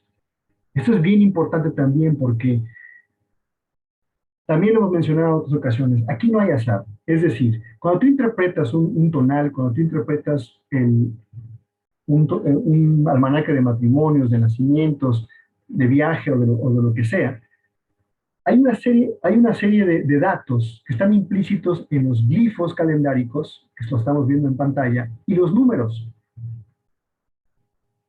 Toda esta cantidad de datos que emanan de la situación específica de estos glifos y de estos números nos dan una multiplicidad tremenda de información con la que los Tonalpouki juegan o combinan para crear sus pronósticos, sus augurios o sus consejos.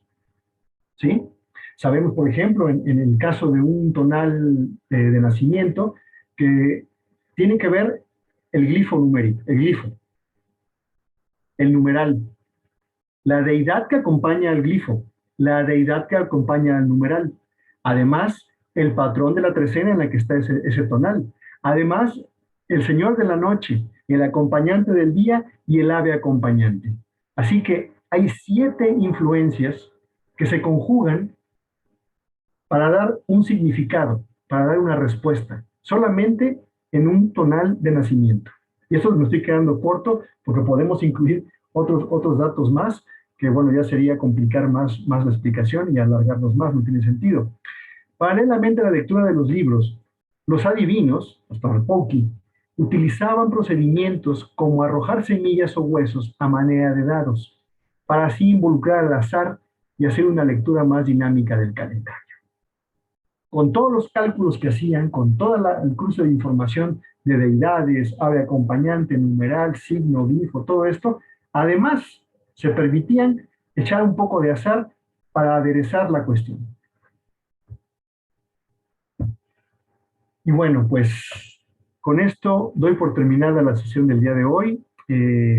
Ya no vamos a llegar, evidentemente, a la parte de explicar lo que va a ser las reglas del Patoli, que es lo que muchos estaban esperando, porque se los prometí la vez anterior. Sin embargo, yo comprendí que para explicar las reglas del Patoli sí le quiero dedicar un programa completo y además voy a hacer una grabación de unas jugadas para que vean de manera real, de manera física, cómo se mueven las fichas, cómo se calculan las tiradas, cuáles son sus reglas principales y cómo cuál es la influencia de todos estos personajes que hemos estado estudiando a la hora de jugar al Patoli. Espero que esta información les haya sido de su interés. Y bueno, pues abrimos el micrófono para preguntas, comentarios, dudas. Muchas gracias por su atención. Muchas gracias a ti, Gerardo, y bueno, hay algo que pues, nos pone a pensar bastante, porque así como nos muestras, el hecho de que de una forma lúdica eh, eh, se transmita o resguarde este conocimiento y de generación en generación se vaya conservando, pues nos da a entender que incluso entendían una forma didáctica, ¿no? No era tanto la competencia, sino la parte lúdica. Entonces, eso es algo de que tener en cuenta, eh, y ver la posible influencia que también los juegos contemporáneos o que aparecieron después, llama la atención que pareciera que no se dice explícitamente, pero en el siglo XVI aparecen varias vertientes, ¿no? Y con esa numerología, tanto en la OCA y en otro tipo de juegos que nos mostraste. Y bueno, pues pues pareciera que no se le da el crédito y pues bueno, no se le busca hasta tener algo totalmente fundamentado, ¿no? Así es. Vamos a Buenas noches. ¿Qué mi tal, estimado Israel? Isra, Bienvenido, ¿cómo estás?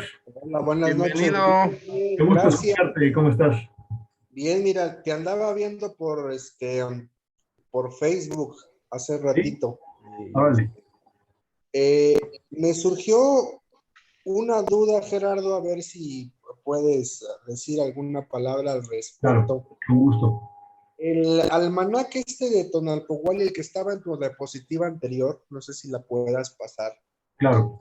que tenías antes, no, ese. Eh, Mencionabas en parte de tu ponencia que esto se puede usar como un tablero.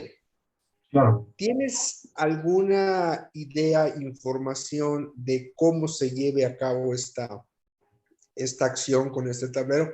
Te explico por qué, porque bueno, Sí, sabemos que hay muchas maneras, interpretaciones de leer estas cosas. sí, Una que en particular a mí me llama mucho la atención es aquella que toma este almanaque del Códice Borgia que estás presentando como una representación de los años de la vida de una persona. Por ahí es una práctica, no sé qué tan fundamentada realmente, pero es una práctica que se da en algunas lecturas de Tonalpohualli, en sí. donde se busca tu eh, tonal de nacimiento y a partir de ahí empiezas como a avanzar hacia el futuro y te vas dando una cierta idea de cómo ha venido caminando tu vida a través de la interpretación de los glifos. Yo te quería preguntar, ¿tienes alguna información acerca de qué tan válidas sean estas lecturas de usar? Porque vaya, me pones a mí a imaginar mucho Sí, y bueno, pues esas tiradas, sabemos que pues, en muchos lugares la lectura de Tonalpohualli pues incluye también la lectura de los maíces y toda esta cosa. así es. ¿Qué tanto esa lectura en el azar tiene que ver con este uso como tablero del almanaque, de estos almanaques que estamos viendo de Tonalpohualli? No sé si me puedas dar una palabra al respecto, amigo. Sí, mira, hay muchas, bueno, podemos imaginar muchísimas soluciones o muchísimos usos para ese tipo de tableros. Y me atrevo a llamarlo tablero, en este caso no utilizo la palabra calendario o almanaque porque como configuración geométrica eh, pueden funcionar de muchas maneras. Por ejemplo, el Patoli, particularmente, y yo ahorita vuelvo al Tonalpohualli, sabemos que hay, y ahora con la investigación que estoy llevando a cabo, me estoy dando cuenta que había muchas, bueno, actualmente existen muchas formas de jugarlo. Quiere decir que no hay una sola manera de utilizarlo, lo cual implica que todos estos tableros, particularmente el Patoli, podían ser ocupados de diversas formas. Dado que concentran la información numérica que emana del Tonalpohualli, tú puedes hacer muchas cuentas con ellas. De hecho, al parecer el Patoli no era originalmente un juego, sino que era una calculadora para los Poxtecat. O sea, los viajeros y los comerciantes lo utilizaban como una herramienta de cálculo. También lo utilizaban como una manera de darle seguimiento a los años. Si nos fijamos en la cuestión de que el Patoli utiliza los 4 cargadores del año, que emanan del Tonalpohualli, insisto, sabemos que entonces hay una división del año de 65, porque sabemos que 260 entre 4 nos da 65. Entonces, el Patoli nos está mostrando entre una casilla y otra, 65, 5 espacios cada vez. Podemos hacer este tipo de cuentas. Entonces, existen algunas investigaciones etnográficas y antropológicas en varios sitios de México, ¿sí? Tanto en el mundo maya como el mixteco y el mundo mexica y más allá, donde, como les comentaba hace poco, además de la lectura específica del glifo, del número, de la deidad, de la trecena y de todo esto que sabemos que de manera, digamos, intelectual se puede adquirir, ¿sí? Además existía la posibilidad de involucrar un poco de azar. ¿Para qué? Para que el Tonalpouki pudiera darle una interpretación específica, adecuada y personalizada a la persona. Desconozco si existe un mecanismo específico para poder tirar los maíces encima del Tonalpohualli, pero la simple configuración que tiene nos puede llevar, o sea, si nos ponemos creativos, podríamos inventarnos incluso formas, ¿sí? Claro, sin olvidar la numerología y sin olvidar los significados, podríamos inventar formas de utilizarlo como tablero de juego. De la Claro, misma mira, que utiliza el Patoli. porque en un Ahora, momento dado, te digo, sí, me surge esa, ese cuestionamiento, ¿no? sí, Tirando pues, dados o situaciones numéricas que nos permitan avanzar en esa sí, serie de augurios. Finalmente ese es un ciclo de 260 que se repite, se repite, se repite. Entonces, pues ese elemento de azar, ese elemento que le puedes meter sí, ahí, pues te puede dar origen a muchas posibles claro. lecturas, ¿no? Mi pregunta es si tú conocías si tú conoces si se realice de esa manera o queda solamente como una idea y nada más. No, sí, sí, sí, bueno, yo no he visto físicamente quién lo haga, pero sí, sí, sí leí acerca de que hay investigadores que lo presenciaron, no solamente en tableros como el Patoli y otro tipo de almanaques, sino específicamente sobre el Tonalpohualli, o sea, sobre el Tonalama. Eh, Cuando se tiran los maíces o se tiran los frijolitos, al final el Tonalpouki o la persona que está llevando a cabo esta tirada lleva a cabo una selección a partir de cómo caen los maíces, si caen hacia arriba, si caen hacia abajo, si caen aislados, si caen juntos. O sea, hay muchas metodologías que se utilizan y probablemente cada una de estas metodologías obedezcan a un tipo de adivinación, o sea, como si hubiera muchos tipos de adivinar y en cada una de las comunidades se hubieran reservado, se hubieran conservado una allá, otra acá. Entonces, vemos cómo la agrupación de los maíces, cuando caen aislados y cuando caen solitos, la cantidad de maíces que caen arriba o hacia abajo, determinan muchas de las cuestiones que ellos pueden utilizar para argumentar y darle respuesta a los consultantes, ¿no? O sea, aquí es bien importante mencionar que lo más importante está plasmado en el tablero, en este caso en el Tonalama. Y eso no va a cambiar. El componente de azar, el componente extra, que ya depende 100% de la interpretación del Tonalpouki, es esta tirada de maíces, esta tirada, o sea, esa parte de azar es la que le da, digamos que es la pimienta, el condimento de la respuesta. Todo lo demás está perfectamente normado, perfectamente estructurado y perfectamente dictaminado. No sé si me explico. Y hay investigadores que al parecer sí han presenciado y han registrado este tipo de prácticas. De hecho, precisamente en el libro que les acabo de mostrar de Daniel Lehoux, los dos últimos capítulos hablan de ese tipo de cuestiones. Y bueno, aún no los leo, estoy justamente a punto de iniciar esa parte. Y, y me parece que ahí vamos a encontrar algunas respuestas a lo que tú me estás preguntando. Pero bueno, prometo que una vez que lo lea y si saco algún dato importante a este respecto, se los comparto en la próxima ponencia. Porque en la próxima Sería, ponencia nos vamos a enfocar exclusivamente a las reglas del Patoli y a cómo jugarlo, ¿no? Y ahí vamos a ver cómo todo esto que les acabo de platicar tiene bastante que ver. será muy interesante, Gerardo. Muchas gracias. De nada, Isra, un placer. Por ahí creo que Muy bien, vi, había levantado la mano nuestro amigo Lino. Emilio, A ¿cómo ver estás? si todavía está ahí. Creo que sí, ¿no? A ver. Y si no, vamos leyendo los comentarios de Facebook. Ahí está, ahí está. Salud, Emilio, ¿cómo estás? Adelante.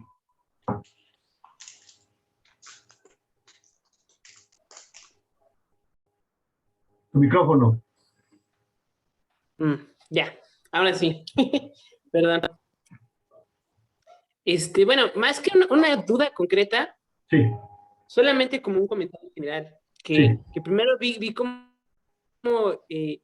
que sigilosamente metiste la plática de Mántica con esta cuestión, ¿no? Se me hizo muy interesante, porque Sí. no la veía venir. Pensé que íbamos a jugar Patolio hoy prácticamente, La siguiente. pero está. Este, y algo que me llamó la atención, que se me ocurrió mientras estaba escuchando, es que actualmente creo que nuestra sociedad tiende a desritualizar la mayoría de las cosas que realizamos, ¿no? Así es. No solamente los juegos, sino también, por ejemplo, el consumo de bebidas como el chocolate o el café o el consumo de tabaco. Todo ello conlleva un ritual en nuestra cultura y en muchas culturas originarias.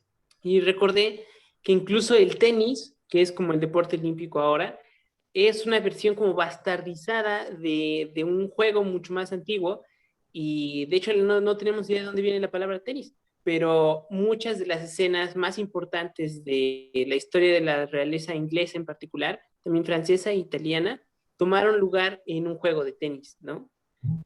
Porque era un poco diferente las reglas y se me hace muy interesante como esta combinación de juego, ritual y cultura. Creo que es como una misma entidad cerebral en el inconsciente colectivo Así y es. que se nos está intentando como separar de eso, ¿no? Se nos está intentando como que se trivialice el juego y se vea solamente como un acto infantil, Que ya cuando en realidad en cierta forma es un juego, ¿no? O sea, muchas cosas que realizamos son un juego en sí, ¿no? Incluso las dinámicas sociales es una especie de juego, porque estamos utilizando nuestro carácter social como una especie de moneda y en la mayoría de las interacciones sociales no vamos a morir en el intercambio, pero sí vamos a perder y vamos a ganar, ¿no?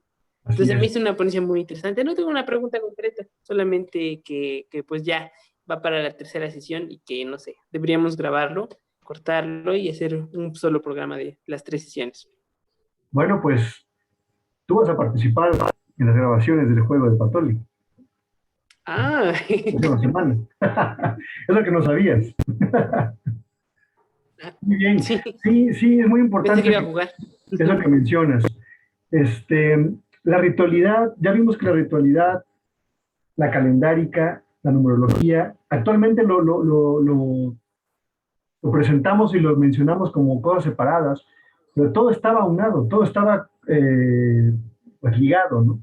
No había una cosa sin la otra. Actualmente el juego, sobre todo los juegos de mesa particularmente, pues sí, ya son simplemente diversión. Ya no hay una ritualidad, ya no hay eh, una ofrenda, una invocación, una ceremonia, ya no hay nada de eso. Ya se convirtieron simplemente en precisamente juegos de niños. Actualmente los juegos se considera que son de niños y algunos adultos los juegan, pero básicamente son de niños. Cuando vemos que en todas las culturas, culturalmente, se desarrollaban como elementos mánticos, adivinatorios, rituales, didácticos, es decir, era algo muy importante, ¿sí? Por ejemplo, un juego moderno, el más popular, Monopoly, sabemos que lo que refleja es las reglas del capitalismo, ¿sí?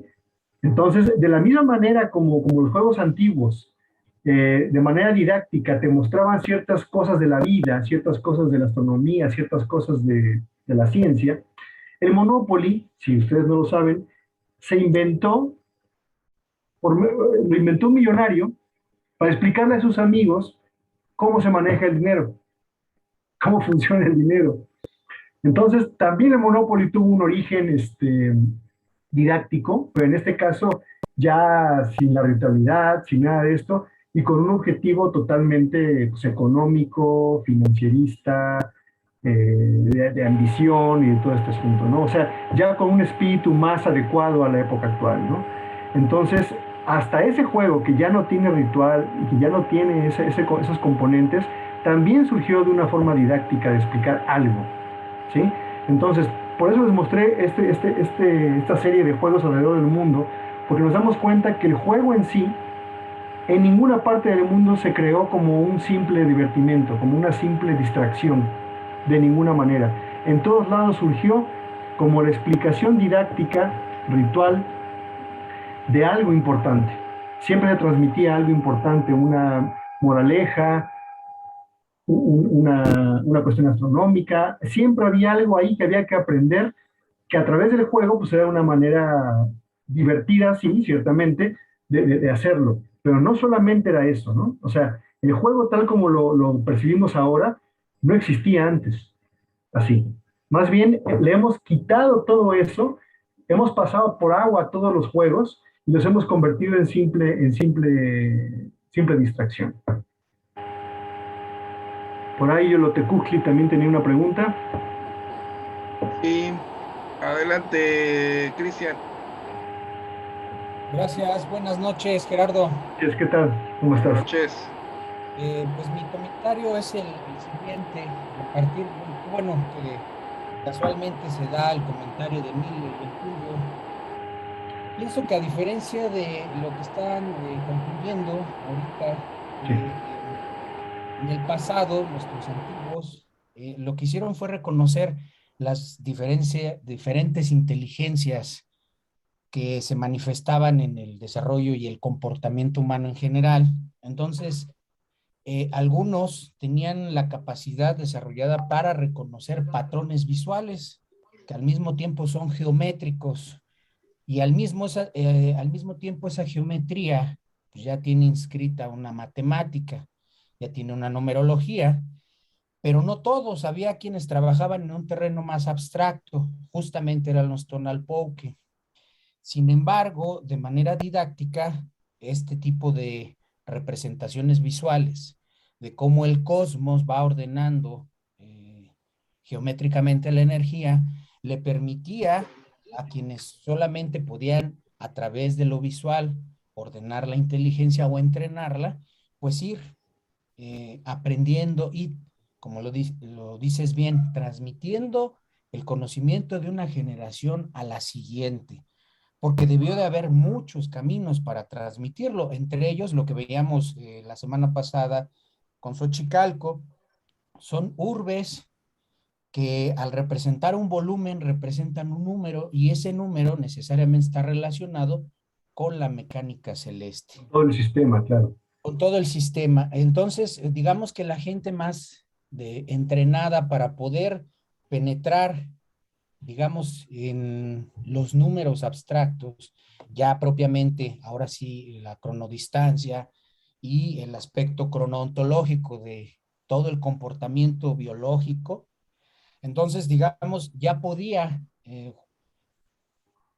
expresar su papel como Tonalpouque o como, por así decirlo, como calculador. Y si lo queremos decir de acuerdo a tu definición o la intención de retomar esa definición de carácter adivinatorio. ¿Por qué? Porque ya vimos que cuando reconocemos un patrón en el cosmos y lo relacionamos con una manifestación en la biología, Así es. entonces ya podemos tener una mejor comprensión de ese desarrollo. La relación. Los números de Fibonacci, pues la tasa de reproducción del conejo lleva un número, la tasa de reproducción del venado, del oso, etcétera.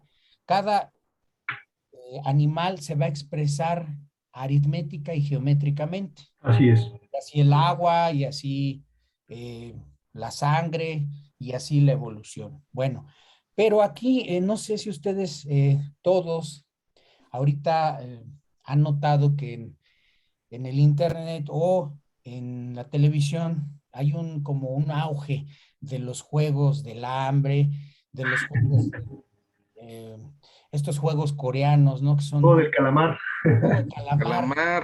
pero justamente porque no han perdido su carácter ritual ni de transmisión de conocimiento los juegos, por eso es que la industria del juego sigue funcionando. Más bien yo creo, o pienso, y me atrevo a decirlo, que más allá de desritualizarlos, lo que han hecho es que ya no conocemos lo que hay detrás del ritual. Objetivos. Los objetivos, porque lleva los objetivos propiamente de quien pone en juego la pelota, y esos son los que dominan la industria del juego, pero Muy sus cierto. rituales objetivos sigue ahí presente. Muy cierto. Pero ahí sigue, y por eso mismo es tan adictivo, porque si se dan cuenta ahorita el tema en todas las redes es el juego calamar. ¿Y por qué la gente lo ve? Porque ahí está inscrito justamente lo que decía Emilio, ¿no? La necesidad lúdica de interpretar nuestra realidad, Así es. ponerla en juego.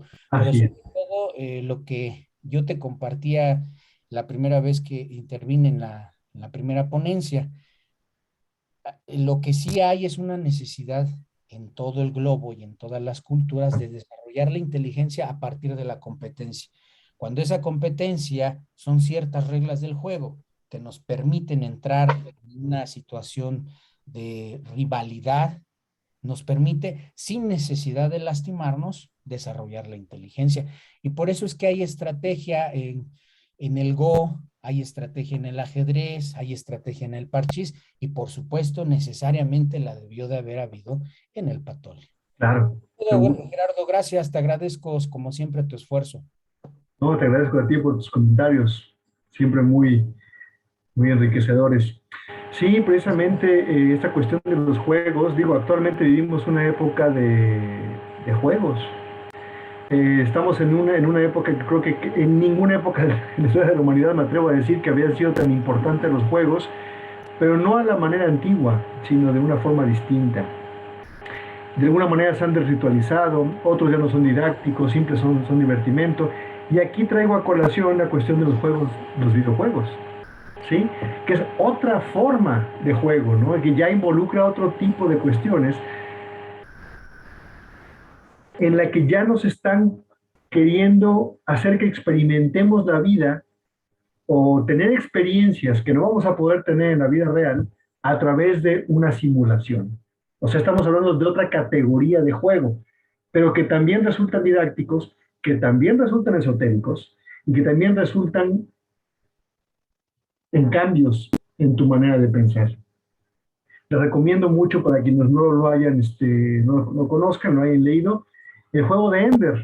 No sé si lo conozcan, es una novela de ciencia ficción en la que yo creo que es una de las novelas donde mejor se muestra, y es una novela ya que tiene bastantes años, en donde los videojuegos todavía eran incipientes, todavía apenas empezaban, no habían cobrado la importancia que tiene ahora, en donde se muestra cómo a través del juego pueden lograr que una persona, condicionar a una persona para llevar a cabo cierto tipo de actividades. En este caso el personaje se convierte en un soldado, en un guerrero, a través de puros juegos, a través de puras simulaciones. Él se convierte en un guerrero, al grado que él comete genocidios sin quererlo, a través de una simulación que él no sabe que está llevando a cabo en la vida real. Es muy interesante porque de la misma manera que los juegos en la antigüedad replicaban parte de lo que era la vida, por eso me hice mucho énfasis en que el Patolis es el juego de la vida y del porvenir y del destino, porque de alguna manera en las jugadas tú te puedes dar cuenta cómo a veces, como dice por ahí el dicho, ¿no? A veces estamos arriba, a veces estamos abajo, ¿no? A veces tenemos todo a favor y a veces tenemos todo en contra. Entonces, a través de la numerología podemos ir viendo cómo cíclicamente y cómo hay patrones que se suceden y que a veces no nos damos cuenta que nos llevan a tomar decisiones positivas o negativas según quien lo vea. Entonces, el tema del juego, ya lo vimos, es mucho más importante de lo que nos imaginamos y tiene una relevancia tremenda a la hora de aprender y a la hora de conducir a la sociedad hacia cierto tipo de conductas, ¿no? Entonces, por eso me enfoqué en esta ocasión, más que en el juego, en todo lo que rodea al juego, ¿no? Porque en la siguiente ocasión vamos a jugarlo y ahora sí vamos a ver cómo se conjugan todas estas cuestiones, ¿no? Había ritualidad, había cálculo, había azar, había probabilidad, había alianzas, había enemistades, ¿sí? Todo esto se conjuga en el Patoli, no solo en el Patoli, muchos juegos, ¿no? Entonces, bueno, pues ahí está el dato, ¿no? Vamos a comenzar a ver los juegos de otra manera.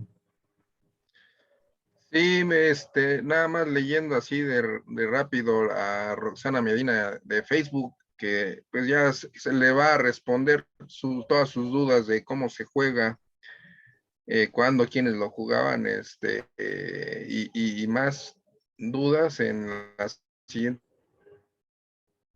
En la siguiente sesión, ponencia, la tercera el próximo parte. jueves. Sí, sí es el próximo jueves, ¿verdad?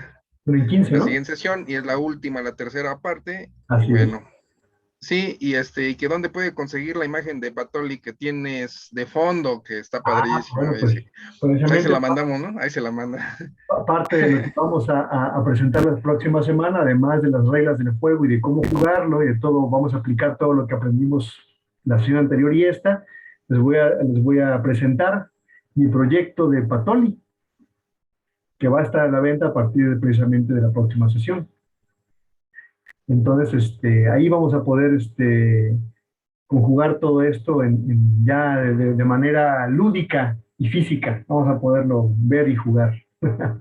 Claro que sí.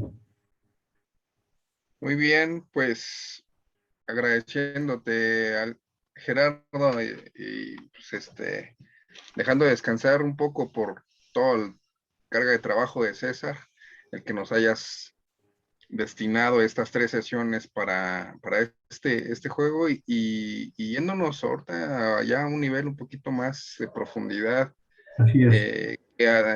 incluso aunque pareciera ser algo muy básico, muy de niños, como bien dijiste, pues tiene que ver mucho con una forma pues ya todos lo identifican, ¿no? Interpretar esta realidad y bueno,